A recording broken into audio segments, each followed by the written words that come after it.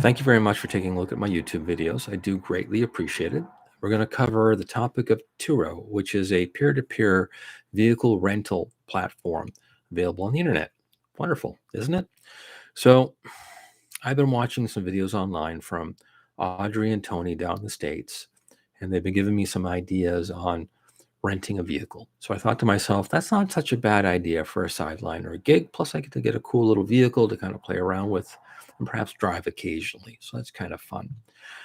So I went out and bought what I know best, which is a Mitsubishi product. And I'm very familiar with them. I worked with Mitsubishi a few years ago. I'm very familiar with the Outlanders, the RVRs, Lancers, Rally Arts. Great cars. Some of them have some little quirks and some issues, and we'll probably talk about that later on as we go along with the topic and as I get more comfortable with doing this type of video process. So again, thumbs up on the content. Hopefully, we'll go that route. We'll just kind of maybe just graze a little bit, and maybe the production won't be so high, just so you're aware of it. So don't expect that. I may take some of this audio and move it into a podcast as well. So again, this is just the beginning starts for it. It just gives me an idea what to do and kind of how to work the equipment and go from there. So let's talk about Turo. So I kind of stumbled across it about 6 months ago, and I thought to myself, it's an interesting idea. At the time, I had a PT Cruiser, which was a 2002. It's getting a little long in the tooth, getting a little worn out. It's got some rust on the quarter panels, a few other little things. And I started to do some repairs on it. Thought to myself, I have a primary car, which is a Jaguar, which I drive during the summertime. And I drive it sparingly. I don't do a lot of kilometers. But I like having a winter car around, mainly because the Jag is great. I love it. I don't want to see it rusted and, put into a ditch or anything unusual like that. And it's got low kilometers on it, and it's just something that I kind of enjoy. So why would I daily it? I don't need to. So the PT Cruiser is what I would run around in the wintertime, basically to get groceries, and I work 2 blocks away. So again, very little kilometers on it, but it was just getting to the point where it's got 222,000 kilometers on it. Starting to need some exhaust work, again, some rust work around the quarter panels. Still ran fine, not an issue from that standpoint. AC is still cold. So it was just one of those things where it's an idea, right? Then I started shopping online. I thought to myself, okay, well, let's narrow it down to a vehicle that I might like. And I'm watching Audrey's YouTube channel, and she's talking about cash cars. And that's where I'm comfortable with, right? I can say, okay, I don't have to have a payment. I'm not worried about a client taking it out, putting a dent in it or scratching it or nicking it so much, because I don't really owe any money on it. Like it's owed to me. But if I've got to go and call a lender up and say, hey, I put a client into it and they put it into a ditch, I've got to go through the write-off process, or I've got to go through an insurance claim, I don't want the hassle of having to deal with that lender, at least initially to start. Now, if this goes well, maybe I will go out and get myself a brand new car on lease and go, okay, well, it's getting paid for through the use of Turo. And I don't think that'll be the case. I just don't feel comfortable doing that. So I tucked aside a little bit of money, not a huge amount. And Audrey was saying to try and spend, cap it off at about $6,000. Now, the dilemma with that is that she's a U.S. Podcaster. She's a U.S. YouTuber. So $6,000 in the U.S. really represents about $9,000 Canadian. And our vehicles tend to go for a little more money as well. Our market is a little odd in that it's kind of fixed. We can bring stuff in from the States, but then we pay duty on it. We've got to have it shipped in. So I could get a cheap car from the U.S. and have it brought over. But the dilemma is that by the time you factor all those costs in, you might as well try and find something local. I wanted a vehicle in the Mitsubishi lineup because I'm familiar with the product. I know kind of what goes on them, where the problems are, what to watch for. And I looked for a 2014, which is the model change for the Outlander. It's a little bit bigger than the 2013 model.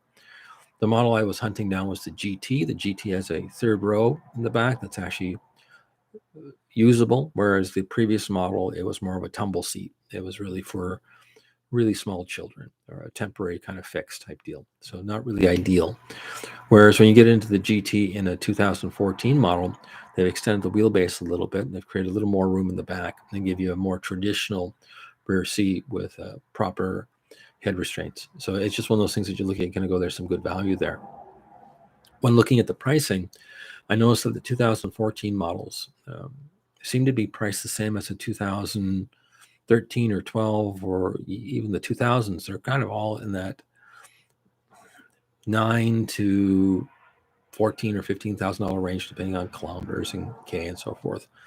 So I thought to myself, well, if I buy a 2014 and I hold on to it for a year, if I spend $9,000 on it, I should be able to get close to my $9,000 back if I find that Turo doesn't work for me and I kind of go, okay, well, I need to get out of it or roll it into my own personal use.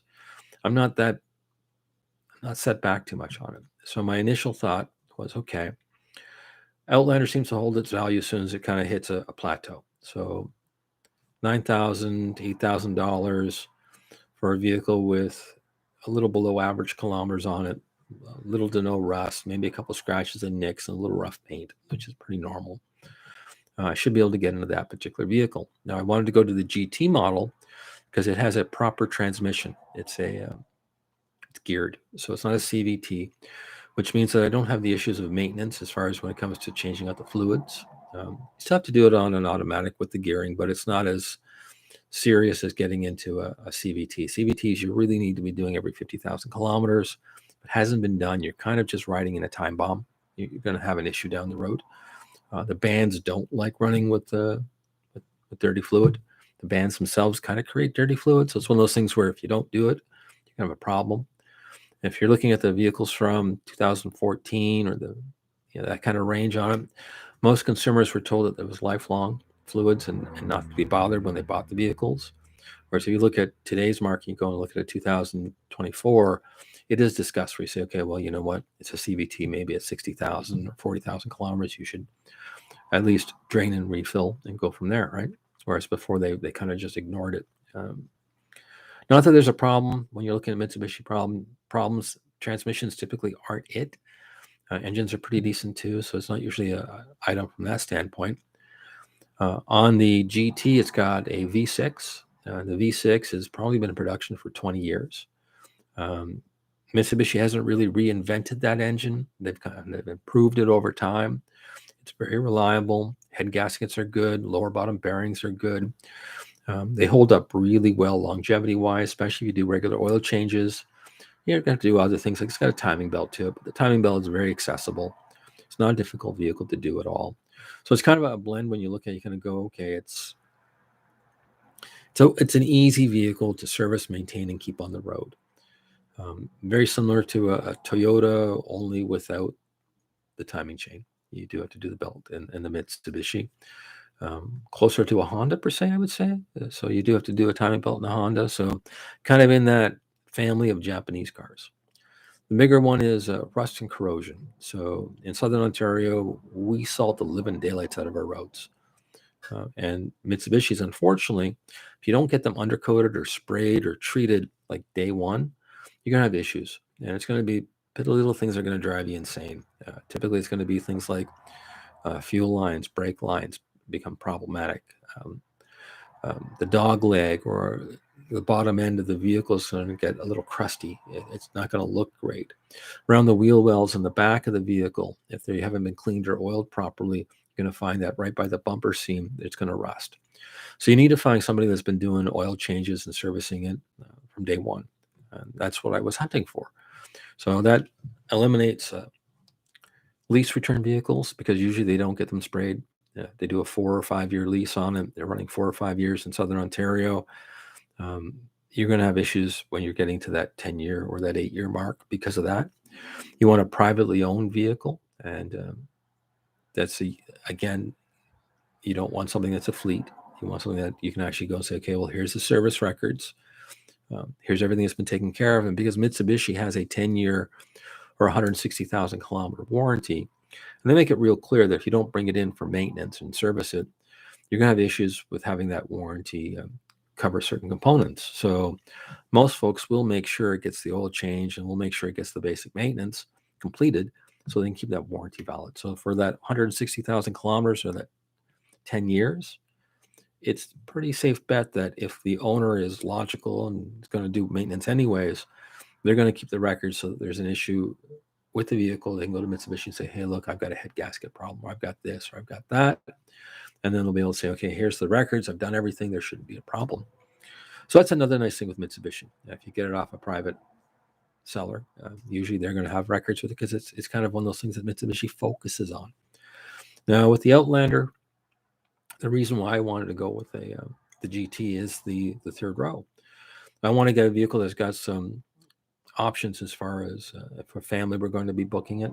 Now they've got room to throw some kids in the back, fold the seats down if they don't have kids. They've got lots of room for cargo.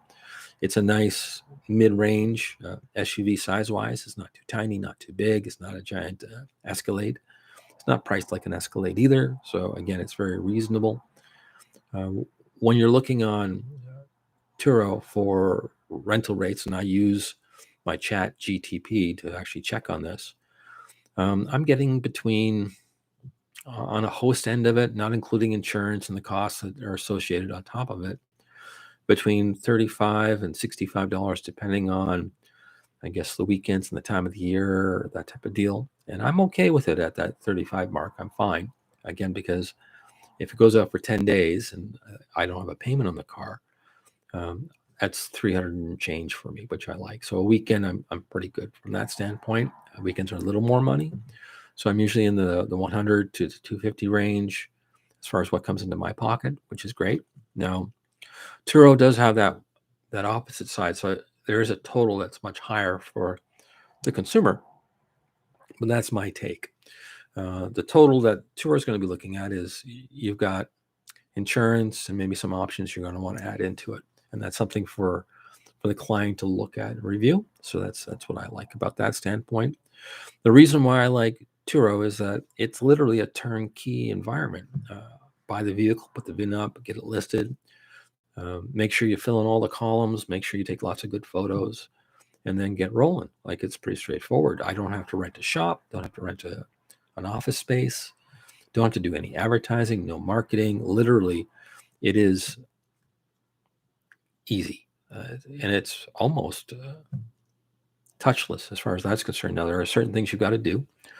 Vehicle's got to be clean, tidy. You've got to make sure that it's got fuel and it's ready for a renter. And there's a bunch of lists on Turo I'll probably go over and discuss that. But it's simple. I've gone with Audrey's idea using a key box. And I've actually designed one that actually fits in the license plate on the rear. So it's attached permanently to the vehicle, and it's nonchalant. You're not going to really notice it too much. It works well. I'll cover that. We'll also talk about trackers, and that's probably not a bad investment. They're very affordable. I think it's a good idea, not only in the event of a vehicle going missing, you can locate it. In the event that a vehicle goes lost, which from what I understand, it's a fairly common item. So not that it gets stolen. It says someone's driving it and they forgot where they parked it. As ridiculous as that sounds, apparently that's a common thing down in the States. And that's something I picked up off Audrey. And it's also another one that Tony mentioned. He says, hey, I had to go pick up a car in a neighborhood, and if you have your little tracker on your phone, instead of having the description of, yes, by the left side next to the big tree, you actually go, okay, well, I can follow this and get pretty close to it. So that's a valuable item. Not to mention, my insurance broker liked it. So one of those things where if it does go missing, you have the option of being able to say, hey, it's in Markham, or it's on a shipping container going someplace. So it kind of gives you an idea. I don't think that's going to be a problem with a 10-year-old car or an 8-year-old car. It's a hurdle I don't really see as being an issue. Now, when I went out shopping, and I shopped for almost 2 months looking for this particular vehicle, and I had narrowed down to like 4 or 5 different types of brands and makes and things that I was on the hunt for. But in particular, I wanted rust proofing. I wanted a good bulk of service records, fully expecting that on a used car, you're going to have to do some work to it. And I budgeted $9,000, which I thought was pretty close to Audrey's $6,000 estimate as far as what you can get as a reliable vehicle in Canada. I went a little over budget because we paid 13% in tax, and then I had to pay to have it safetied. So I was really, when it's all said and done, $11,000, $12,000 in around that range, which seems like a lot more because it's one of those little mystery things. You kind of go, oh, geez, I forgot that expense, or it adds up a little bit.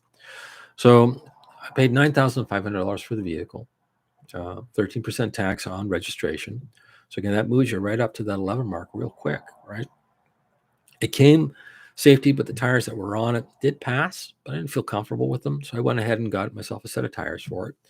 The main reason being is that if I were driving the vehicle personally, and I'm at a tire that's at 25 or 30%, it's pretty much time to go. So I got a nice set of Geolanders. Got a nice set of Geolanders. So the original tires that were on the Lance, that were on the Mitsubishi, were matched up perfectly. So I have the OEM tires. It's perfect. Now they ran about $500, and they were secondhand, but they're through a tire shop, and they were rated about 90%. So they're close to new as far as wear is concerned.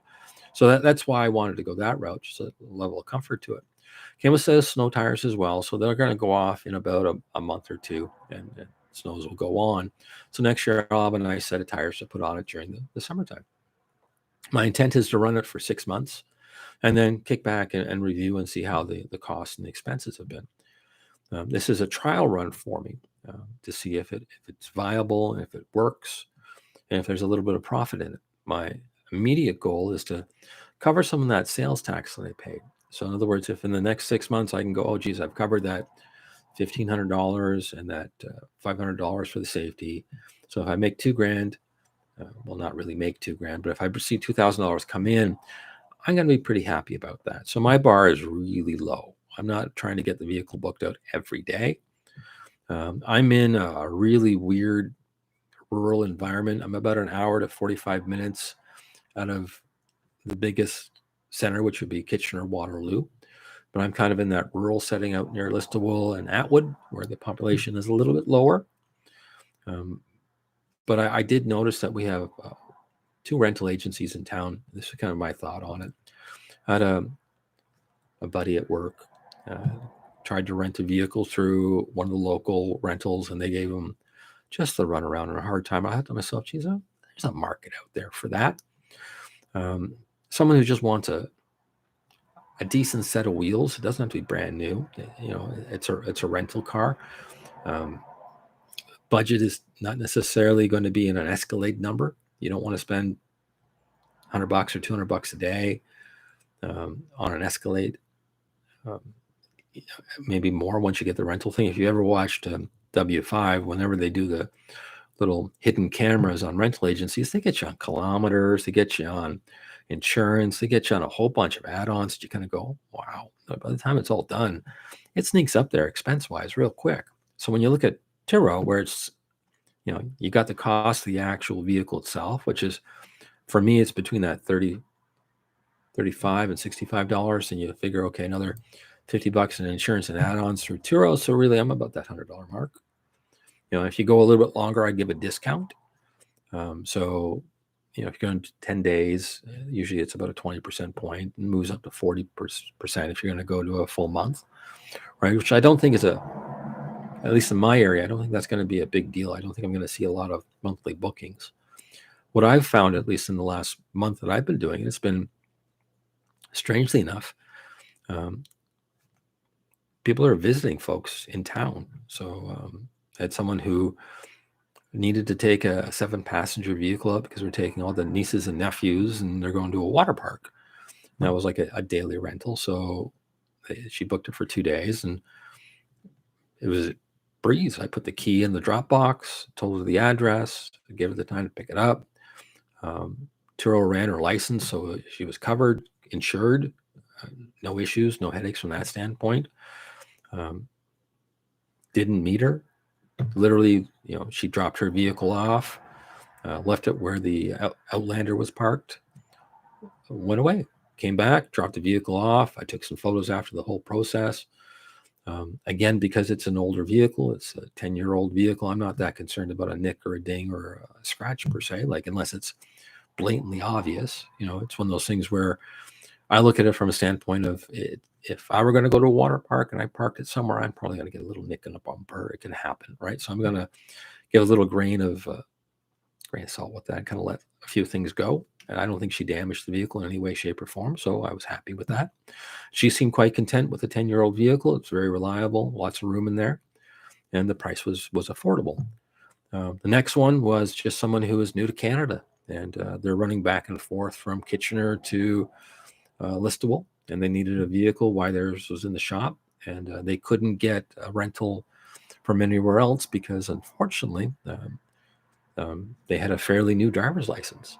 And they contacted me, and they went through Turo. And I said, well, if the insurance through Turo says it's okay, and I don't have an issue with it. If you get into an accident, I'm covered. That's all I was really concerned about, and they were quite content with that. Again, I was right on par as far as pricing was concerned. They wanted to get something with a little more size too, because they had a few things to move around. I think they ended up going to run to Kitchener and Waterloo and the whole little run around for shopping and setup and so forth, right? So again, perfect vehicle for that. It's not a truck, it's not a van, but if you want to go to Costco and load it up, it works, right? So that's what I was thinking, just a utility vehicle. Now, at one point I was looking at minivans, and the minivan was a thought, but the dilemma is that when you look at the Chrysler product, they've got transmission issues and they've got issues with gaskets and seals, which means you got to put a little more maintenance into it. Getting into a 10-year-old minivan, there's rust and corrosion. And really, they go for some weird prices too. So you're still spending $6,000 to $10,000. Like maybe you get one for $3,000, but it's going to be a bucket of bolts, and you're going to be doing repair work all the time on it. So like, why bother? So to go into something that's all-wheel drive, full canopy airbag system in it. So you've got the restraints at the top, you got the one down for the knees, you got a whole structure built in the vehicle in case the thing rolls. Like, it's 5-star rating for safety. My insurance on it is very, very reasonable because of that. Low theft rate, which is great. You don't see a lot of people out street racing, Outlander GTs. It just doesn't happen. So it's usually an older crowd's driving it. And that's where I was listening to Tony talk, and Tony had come out with, like, my thought was, well, let's go get a fancy sports car. Let's have some fun. All right. But every sports car he had seemed to be attached to major collision damage or nightmare clients or drugs and alcohol. It just seemed to be like it was a magnet for just crap. Like, why would you deal with that? So he's flipping over to SUVs, but he's going on a higher end model line. I think that's a little more affordable down in the States, and he's been doing it for a little while. So he's probably in a bigger market, whereas I'm in a little smaller market, and I'm more blue collar kind of in nature up in this neck of the woods, a little more rural roads. So just spots that you look at, you kind of go, okay, well, this is kind of a nice setup. V6 all-wheel drive, regular automatic transmission, nice leather interior, sunroof, all the goodies to it that you'd expect in kind of a midpoint vehicle. Not top-end luxury, but very well equipped. And it's not a vehicle that stands out. If you're in a rental, you're not a magnet on this one. You're pulling into a Walmart or a grocery store because you're doing the runabouts. It just blends in with everybody else's. And that's kind of what I was looking for. Nice, easy, simple, no headaches, right? Now, what was the numbers that I made? Because Tony always goes over the numbers at the end, so I thought I'd talk about that. So we had 2 rentals at the beginning. So I'm up about $400, maybe $500, in around that range. I'm out $11,500 with taxes and tires and things, right? So did I make $400 to $500? Not really, because I still have $11,500 standing, but now I could drop that off and say, okay, well, now I have $11,100 remaining on the vehicle till, down to zero as far as that's concerned. And, and we've got some wear and tear. So in other words, I'm going to do an oil change, not now, but it's going to come up, and those are things that have to come out of it. Income, again, a lot of folks don't talk about that when you're on Turo. I still have to pay income tax on that. So let's call that 1/3. That's going to go to the government. So really, if we're at 400, I'm really taking 300. So again, that's something I'm going to probably get into a little deeper down the road as I investigate and get an accountant or a bookkeeper to help me out with that. I figured that one car, I can probably do that myself. And even if I make a colossal mistake on it, it's not going to be bazillions of dollars as far as that's concerned, which is just to get you going for the 6 months. Now, my insurance for that particular vehicle is about $88 a month. So that's what I pay for it when I'm moving it around. Now, it's insured through Turo when it's out on a run. So, do I use that vehicle? Very rarely. I've got the other car that I like to drive, and to be honest with you, I do a 2 blocks away from work. Like I'm really just running for groceries and doing the runabout. So I don't really use either one to a high amount. But again, I wanted that SUV for the winter, just a safety for myself and just kind of one of those things where if I have to have my vehicle in the shop, I've got another vehicle to go to, I can balance them out, right? If I had a brand new car and I knew it was going to be perfectly reliable, and there was no issues to have to be concerned about, I probably would only have one. But because I'm on a budget and I try and keep things a little tight, I've got 2 vehicles. And I rotate them. And basically I rely on that for reliability to get to and from work if needed, right? So that's how I use that. When I'm looking at the Outlander, car insurance is reasonable. Fuel cost, again, if they're driving it, they're bringing back with the full tank of gas. It goes out with a full tank, comes in with a full tank. Pretty straightforward there. Got to take it for a car wash. Big deal. That's a couple bucks. Vacuum and a clean. Run the extension cord out. Do it myself, as far as that's concerned. Smokers, they seem to mention that with Turo. To be honest with you, I'm not a smoker. In Canada, it doesn't seem to be a big issue. When I worked in the automotive trade, you get the odd, like maybe 1 in 10, 1 in 20 cars would come in with that type of item. And usually you're well aware of it. When someone's coming in and they're dropping their vehicle off, you look and go, oh, look at all the yellow on them. Yeah, they're smokers, right? So it's just something you got to talk about. And to be honest with you, it's not that hard to clean up anyway. So I'm not really that concerned about it. So that's where I've been out in the first month. We'll probably discuss the next month. Now, I've got a booking out already for next month. So that's going to be, I'm not counting it yet because anytime they can pull that off and say, okay, we're backing out. But it's already booked out for about a week. So that means it's kind of covered what I initially expected to get, which is that $400 to $500 out. So really anything else is kind of just bonus on it. I think a lot of folks, when they go in, they go, geez, I want to make that $1,200. I want to make that $1,800. And realistically, I guess if you're in the GTA or Toronto, you might get close to it. But then you're looking at day in and day out, you're doing daily rentals. It's got to turn over fast, right? Or you're doing a long-term rental. I don't know if I'm prepped up for that, to be honest with you. And just doing this, 3 weekends it goes out, 4 weekends it goes out, great. Gets booked for a week, wonderful. Great from that standpoint. Most of the shops in my neck of the woods have loaner cars. So really the only time I've had a conversation about that is they were out of loaner cars and they wanted to be able to borrow the vehicle for the day. And one dealership did call me about that, which I thought was unique. And then they said, well, we would put under our dealer policy. And I'm going, well, that's sketchy. So I'm not worried. I'm not doing that.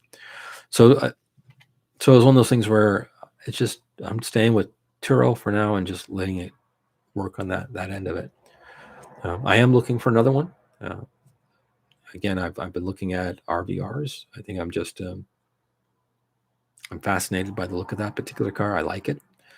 It may replace the car I'm driving. It may not. I may add it to the Turo fleet and go from there. But again, I'm looking at the same type of deal. I want to get one that's around that $6,000 to $4,000 range. It should be worth less than the Outlander. It's technically a 5-passenger. You got a bench in the back, 2 in the front. So again, that's another one I'm going to add. I'm probably going to be doing SUVs. It's kind of my thing. We'll go from there. So again, I do apologize. The quality of this particular video is probably a little dodgy. Again, I'm just getting set up. As you can tell, I haven't spent a fortune on my studio space because literally it is my 3D printer bench and my little art supplies off the corner. I'm a painter. Well, up there so you can see one of my little CN trains. There we go. And I do a little bit of artwork. And, so again, I got hobbies to do as well, right? So down the road, I would like to put together a little package, kind of dedicated to Canadians that are doing the Turo, and get kind of a feel for that from the standpoint. A lot of American content out there, not a lot of Canadian content. So I thought that would be a nice little addition to it. And it's probably going to be that, camera set up in front of the computer, and an old Yeti Blue mic setup, nothing too exotic. I'm probably going to do a little bit of, I like audio, so I'm probably going to end up doing a couple little podcasts, and I'll probably tie this in with it. I've done podcasts in the past, so that's probably the route as far as that's concerned. I will do a little walk around because Tony does that with his cars. I kind of like that.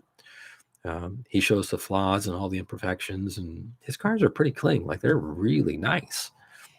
He's done a real good job on keeping his fleet nice and tidy. And I know most of his cars are higher mileage. So it's one of those things you look at, you got to have some respect for that. That's a lot of, day-to-day work to keep those cars current and up to date and tidy. And again, I like that. And then I look at Audrey's channel, and Audrey does kind of the down to dirty cars. I'm not saying that they're filthy or they're banged up or nasty along that line, but there's a nice contrast between the two. And she sells more of a realistic day-to-day, a daily car that's just at a price point that someone's gonna look and go, geez, it's $35, plus my insurance. It's pretty reasonable from that standpoint. And that's 35 US. So think about that. If you're a Canadian, because they always quote these prices. So what is that in Canadian dollars? Well, it's like $52, $60. Like that's where that number has got to be. So to go $35 Canadian, really that's one of my little pet peeves. You're really looking $25, $20. Like it's hardly worth doing that. So in other words, that $35 to $65 range is where you need to be, which means you got to look at SUVs. You can't go, at least I don't think you can go little runabouts. I don't think there's enough money in that for it. But who knows? Time will tell. Maybe I'll come across a nice Mitsubishi Mirage and go, okay, that's the car we're going to give a try. Again, I've been trying to stay with the Mitsubishi product because I can buy parts in a discount. I can get a pretty good deal from that standpoint. And I can get, again, product knowledge is pretty easy because I've got the background with it. And we'll go from there. So I hope you enjoyed this. And I do apologize for it being kind of a rough, impromptu. Here it is. And again, if you're interested, I am going to be doing these little live streams, and then I'm going to convert them into a video and then post the video. But again, I've got no real followers at this point. But again, I'm going to put a schedule together probably the next couple of months and say, okay, Fridays at 7 o'clock, or we'll do something like that. And we'll have a little discussion. If you've got a car that you're running in Canada, you're going to go, I've been trying this in Winnipeg, or I'd love to hear some input from that standpoint. What's worked for you, what hasn't, and go from there.